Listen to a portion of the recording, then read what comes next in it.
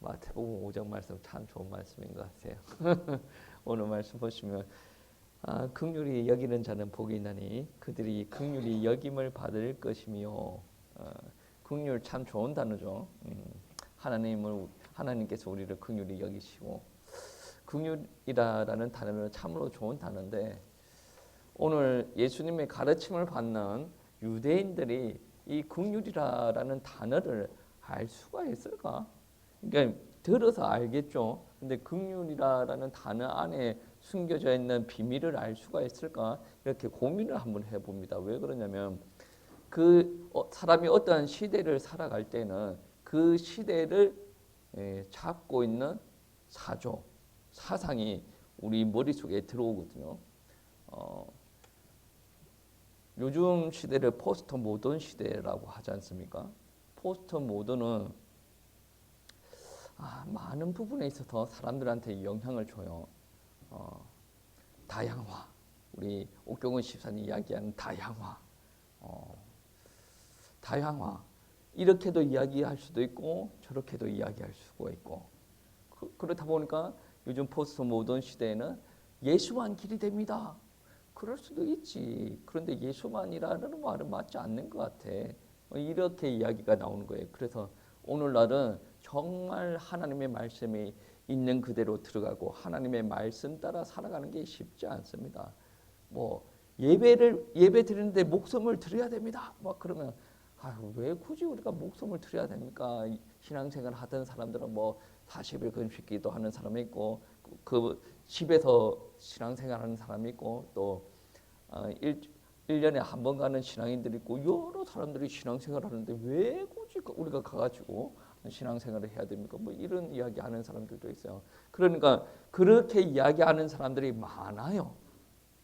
그게 바로 오늘날 사는 사람들의 생각이란 말이죠. 그러니까 우리가 하나님의 말씀 따라가야 됩니다. 하나님께서 주신 명령을 우리가 사명으로 붙들고 이렇게 살아야 됩니다라고 이야기를 하면 사람들이 비웃어요. 이게 오늘날 사람들이 만들어낸 생각이 우리가 신앙생활을 잘 하지 못하도록 우리 생각에까지 전념이 되기 시작하는 거예요. 그러면서 이제 그 생각이 이제 그리스도인 교회 안에 있는 사람들한테 전념이 되니까 교회의 모습들도 옛날과 다르게 막 변형이 되어지는 일들이 벌어집니다. 시대 사상들 이게 우습게 생각하면 되지 않습니다. 여러분 한번 생각해 보세요. 제가 초등학교 때 아마 1990년 후반쯤 한번 생각해 보세요. 그때랑 지금이랑 엄청나게 많이 달라졌어요. 잘 살고 그런 것도 있지만 시대적인 사상이 많이 변화가 일어났어요. 여러분 이거를 모르면 오늘날 이렇게 혼탁한 시대에 신앙생활을 제대로 못합니다. 그래서 제가 긍휼이라는 단어를 유대인들이 알 수가 있을까라고 이야기를 하는 거예요. 자기가 생각하는 긍휼이 주님께서 생각하는 긍휼과 다르단 말이에요. 지금 예수님께서 설교하던 이 시대는 누구한테 포로 장악이 되어져 있는 상황입니까? 로마한테 속국이 되어져 있지 않습니까? 로마의 한 철학자가 어떻게 이야기를 하냐면 긍휼은 영혼의 병이다. 연약함의 표시다. 긍휼을 좋은 이미지로 이야기하지 않습니다. 그 시대의 유명한 철학자들이 긍휼을 좋은 이미지로 이야기하지 않는단 말이에요. 그리고 그 사람들이 하는 말은 무엇이냐면 로마인은 정의, 용기, 힘, 기강 이것을 숭상을 했다. 그러니까 어떻게 보면 긍휼을 오지랖 넓은 사람처럼 이렇게 보여질 수도 있는데 긍휼을 절대적으로 좋은 이미지로 생각하는 사람들이 아니었다. 그러면 그 로마의 영향을 정치적인 영향 받죠. 군사적인 영향 받죠. 경제적인 영향 받아요. 사회적인 영향 안 받겠습니까? 사상적인 영향 안 받겠습니까? 당연히 받는 거예요. 그러면 그 사상적인 영향을 받고 있는 유대인들이 예수님께서 긍휼히 여김을 이 이야기를 하고 있는데 그 사람들이 온전히 알고 있겠냐 말이죠. 사실 긍휼이라는 성품 자체는 사람에게서 나올 수 있는 성품이 아니에요. 비스무리하게 행동을 할 수는 있죠. 그런데 긍휼이라는 것은 하나님으로부터 오는 성품이다. 요한복음 8장 말씀에 보시면 간음하다가 잡혀온 여인이 있지 않습니까? 모든 사람은 그 여인을 죽이기를 원해요. 그런데 데리고 온 이유가 뭡니까? 예수를 시험하려고 이 여자가 십계명 간음을 하면서 이제 율법을 어겼다는 거죠. 그러면 율법에서는 돌로 쳐 죽이라고 합니다. 그런데 돌로 쳐 죽이자라고 이야기하면 예수님이 사랑이 없는 사람이 되어지거든요. 그러니까 사람들이 시험하려고 간음한 여자들을 데리고 와가지고 이 여자를 죽여야 됩니까? 살려야 됩니까? 물어보는 거 아니겠습니까? 그러니까 모든 사람은 다 알고 있어요. 그 사람은 죽는 운명이라는 거. 근데 예수님께서 살리지 않습니까? 이게 바로 긍휼이야. 그리고 예수님께서 마태복음 말씀해 보시면 예수님께서 세리들, 죄인들과 식사를 함께하는 일들이 벌어졌어요. 그러니까 바리새인들 뭐 기타 사람들이 하는 말이 뭐냐면 왜 너가 선생은 죄인들과 같이 식사를 하느냐라고 이야기하죠. 그러니까 죄인들과 식사를 안 해야 선생다운 선생이에요. 그 시대에는. 그리고 마태 이야기를 한번 봅시다. 마태가 예수님께서 처음에 이야기 거치고 내가 너희 집에서 밥을 먹어야 돼, 식사를 할게라고 이야기했을 때 마태의 이게 마음은 어땠습니까? 무조건 할렐루야가 아니거든. 순간 당황을 하는 겁니다. 왜? 저렇게 위대한 사람이 내 집에 자기가 무엇을 한 사람인가 알아요. 마태가 세리였지 않습니까? 아니 민족 자기 종족들의 피를 빨아먹고 살았던 그 사람이에요. 근데 예수님께서 나와 식사를 한다고? 당황을 해야 그게 사람이에요. 그런데 이제 모든 사람은 왜 세리랑 같이 밥 먹냐? 죄인과 같이 밥을 먹냐? 예수님은 그렇게 하셨다라는 거예요. 모든 사람이 그건 아니라라고 했을 때는 분명히 이유가 있겠죠. 근데 예수님께서는 긍휼을 몸소 보여주셨다라는 거죠. 여러분, 긍휼이 여기다라는 말이 무슨 말입니까? 긍휼이 여기다라는 말은 은혜를 베풀다, 자선하다 이 말 안에서 나온 단어거든요. 그러니까 뭐 한국어로 표현하면 다양한 언어로 표현이 되어질 수가 있는데 여기서 긍휼이 여기다라는 말과 동일한 말로 사용된 성경 구절이 여러 가지가 있는데 오늘 마태복음 5장 보지 않습니까? 옆에 있는 마태복음 6장 말씀에 보시면 이런 말씀이 있습니다. 6장 3절 말씀에 너는 구제할 때에 오른손이 하는 것을 왼손을 모르게 하여, 여기서 구제라는 단어 자체가 긍휼이라는 단어와 같은 단어입니다. 그러니까 긍휼, 구제 막 이렇게 뭔가 맞지 않는 말인데 어떻게 크게 우리가 생각을 해보면 이게 코드가 맞아 떨어진단 말이에요. 예수님께서 그의 백성들한테 이야기할 때 하나님의 자녀들은 취하는 자들이 아니다. 하나님의 자녀들은 주는 자들이고 하나님의 자녀들은 도움의 손길을 내미는 자들이다. 예수님의 가르침이 이거라는 말씀입니다. 여러분, 긍휼이라는 단어는 여러 단어가 이제 같이 사용되는 경우가 많아요. 긍휼, 사랑, 구속, 용서 이런 단어랑 같이 많이 사용이 되어지는데 에베소서 2장 말씀에서도 이런 말씀이 있죠. 긍휼이 풍성하신 하나님께서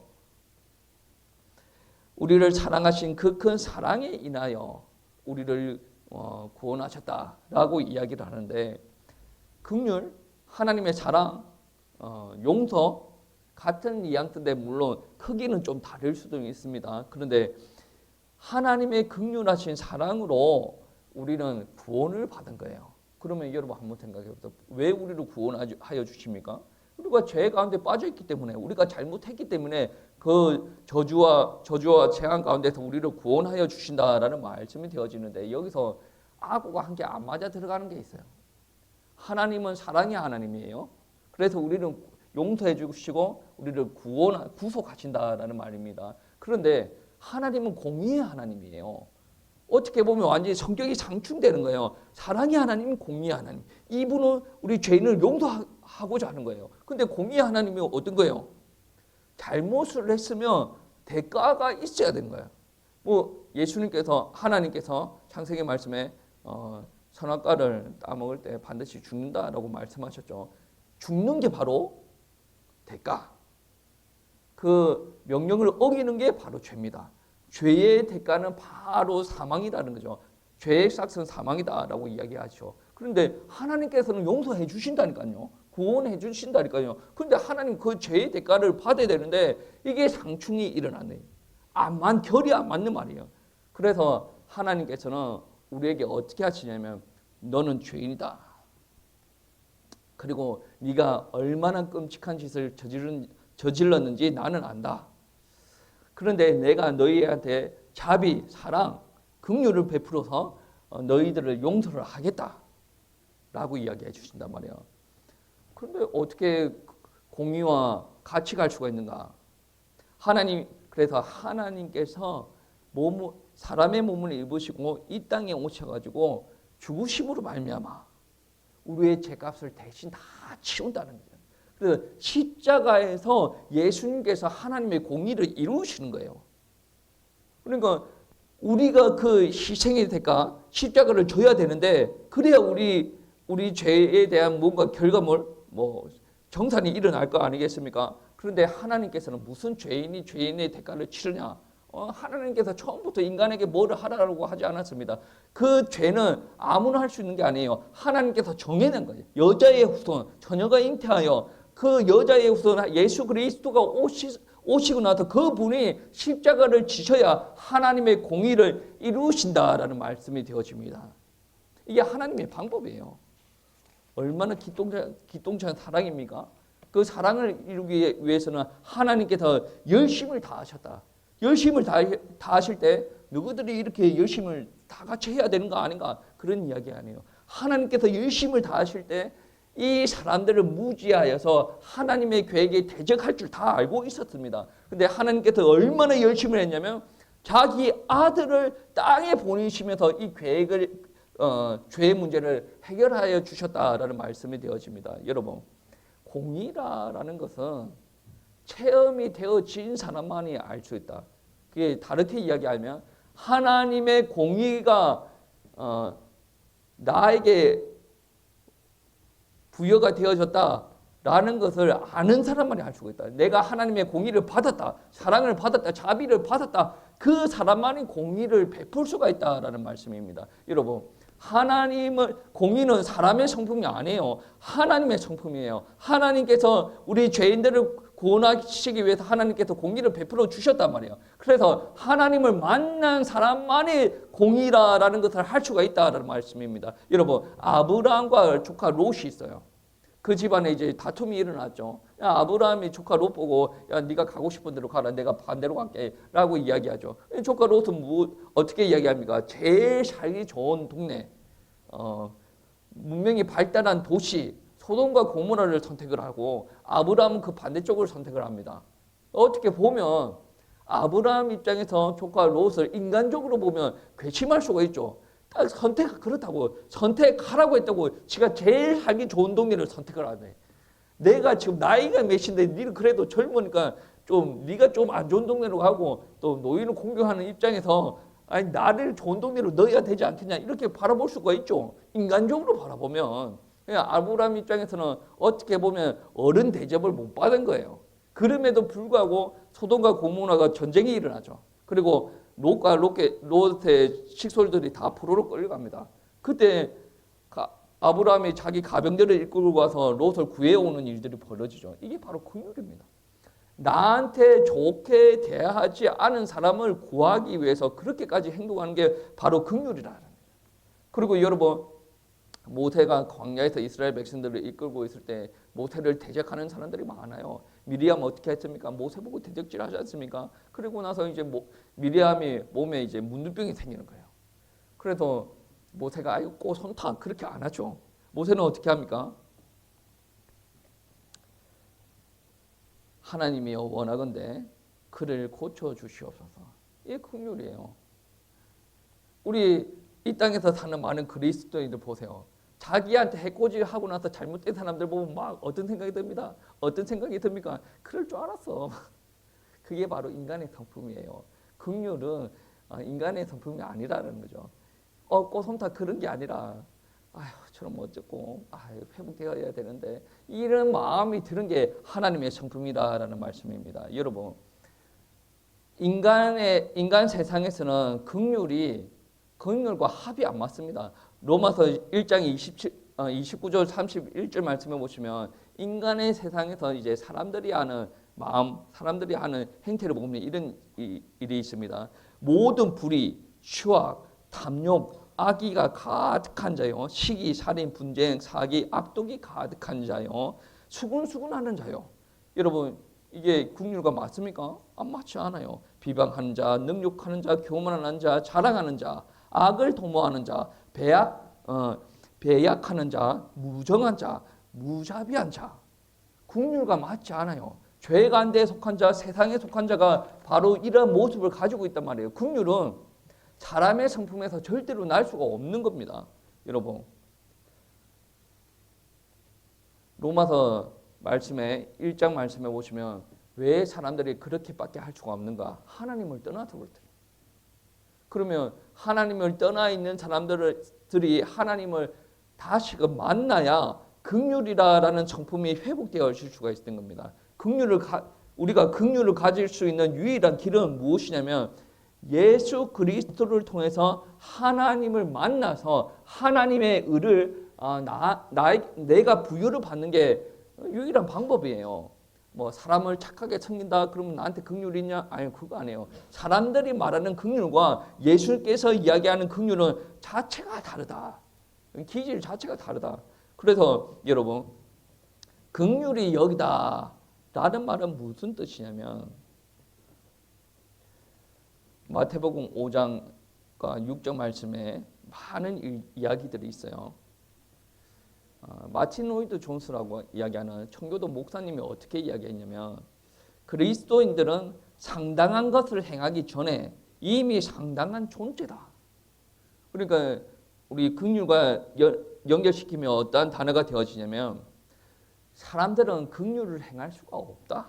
근데 우리가 진정으로 그리스도인들이 되어지면 긍휼을 행할 수 있는 능력이 우리에게 이미 있다. 이미 있는 상당한 존재가 되어진다라는 말씀입니다. 여러분 긍휼이 오늘 말씀 7절 말씀해 보시면 긍휼이 여기는 자는 복이 있다. 긍휼이 여기는 자가 되어지는 방법이 실제적으로 무엇이 있습니까? 여러분 삶의 현장에서 여러분 한번 고민 한번 해보세요. 첫 번째로 여러분 물질적으로 여러분은 긍휼이 여길 수가 있습니다. 마태복음 6장 3절 말씀에 구제의 이야기를 했죠. 물질적인 부분들도 긍휼이 여길 수가 있다라는 말씀입니다. 가난한 사람에게 돈을 쥐어줄 수 있는 사람이 되어져야 돼요.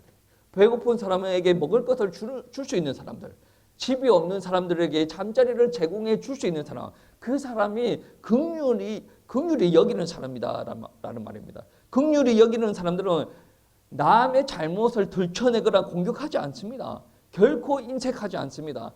원수로 갚지 않습니다. 남들이 나한테 이렇게 했지. 다음에 너 잘 되는 거 보자. 내가 잘못하면 너는 확 쳐버린다. 이게 되어지지 않습니다. 여러분 그렇지 않습니까? 모세가 자기를 비방했던 미리암을 바라보고 뭐라고 합니까? 하나님이여 이 사람을 고쳐주세요라고 이야기하죠. 이게 긍휼이에요. 긍휼은 절대로 사람의 속성이 아니에요. 그래서 우리가 하나님을 만나야 우리 가운데 긍휼이 임할 수가 있다. 여러분 옆에 못 사는 사람들 있습니까? 도와주고 싶은 마음도 있어요. 그까지 가야 돼요. 우리만 은혜 받고 우리만 잘 살고 그게 아니라 하나님께서 나를 얼마나 최근에 영이시고 긍휼히 여기시고 사랑하고 그거를 내가 깨달아야 돼요. 내가 깨달으면 옆에 사람들로 그렇게 내가 긍휼히 여길 수가 있다라는 것입니다. 그리고 물질적으로만 긍휼히 여기는 것이 아니라 영적으로도 긍휼히 여길 수가 있어야 돼요.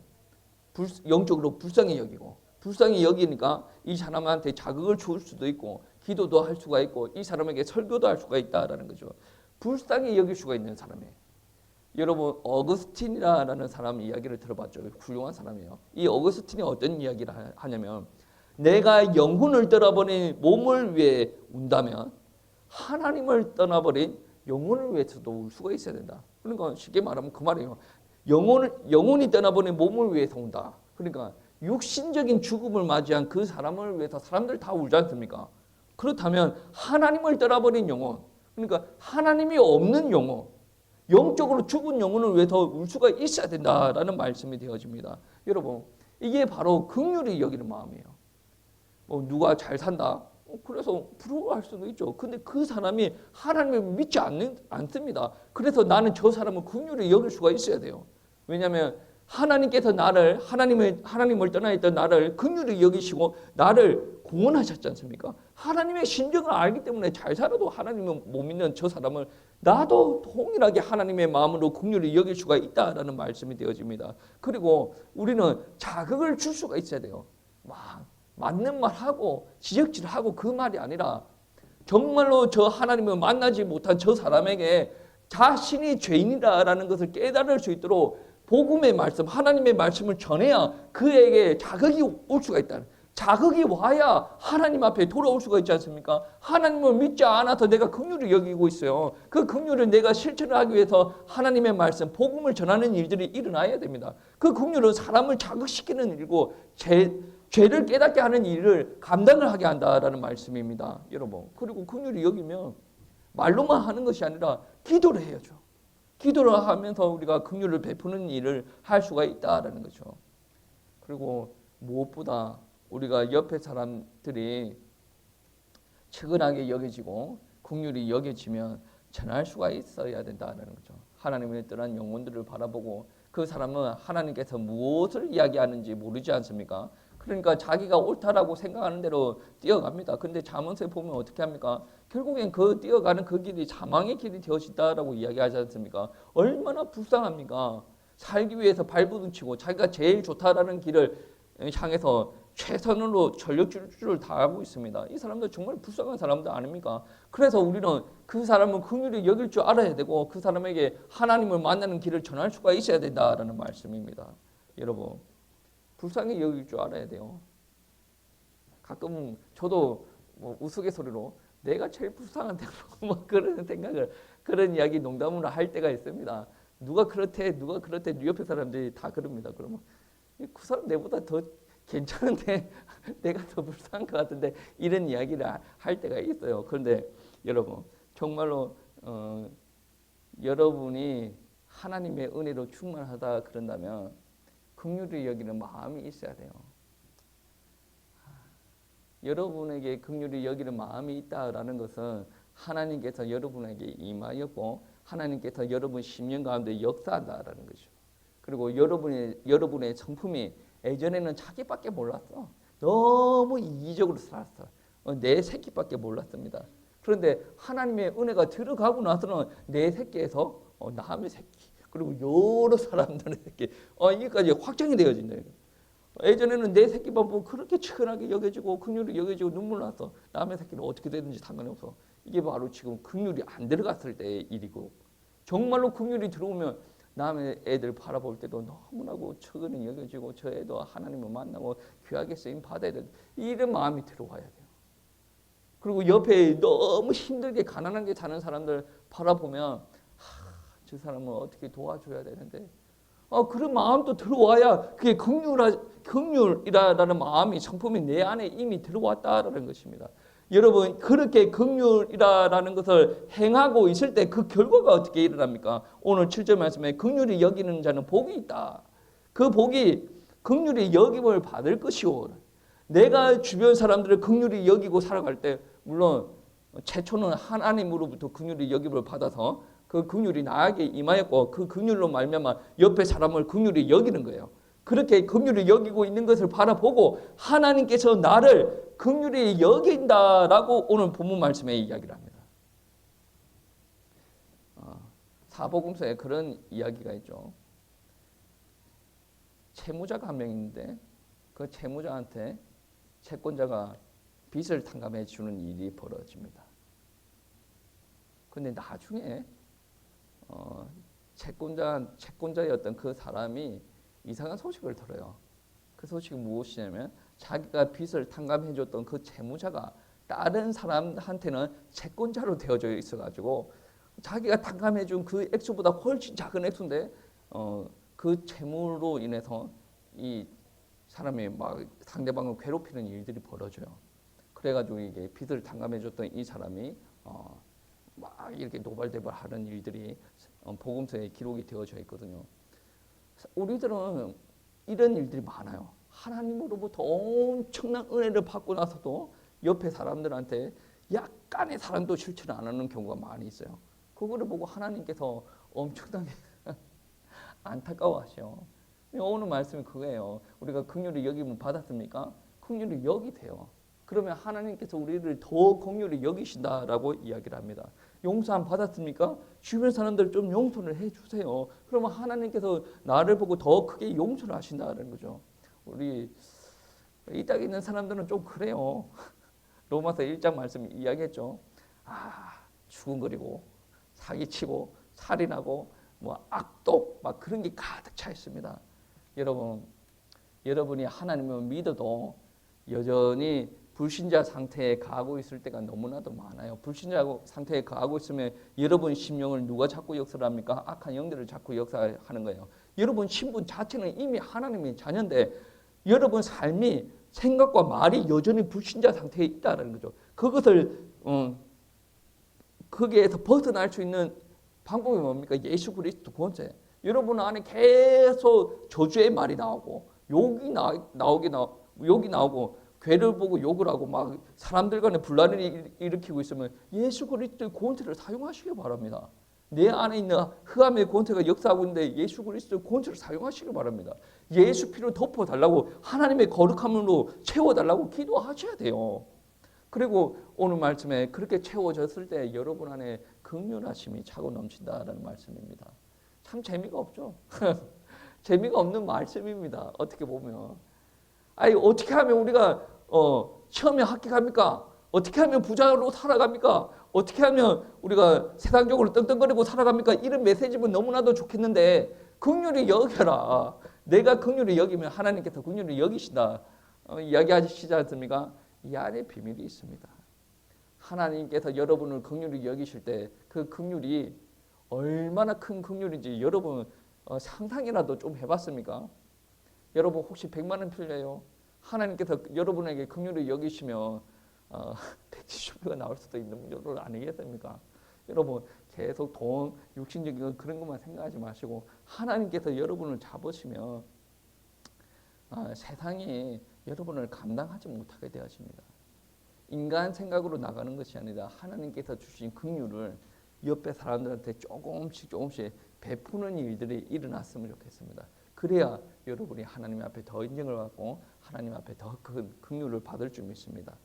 여러분은 긍휼히 여기는 사람 맞습니까? 라고 처음에 만약에 이야기가 되었을 때 쭈삣쭈삣했다고 한다면 한 올 상반기를 지나고 나서는 여러분 사람들을 긍휼히 여기는 사람들 맞습니까? 그러면 예 그런 것 같습니다. 조금 실천을 하고 있습니다. 이 정도는 되어야 됩니다. 우리가 하나님의 말씀이 떨어졌을 때 그렇구나 하고 넘어가면 여러분은 그냥 마음밭에 씨를 뿌리고 돌짝밭에 씨를 뿌린 사람과 비슷한 거예요. 긍휼히 여기세요라고 말씀을 주셨어요. 그 말씀을 마음속에 담고 실천을 하면서 기도할 수 있는 우리 갈보리 교회 성도님들 되어질 수 있도록 축복합니다.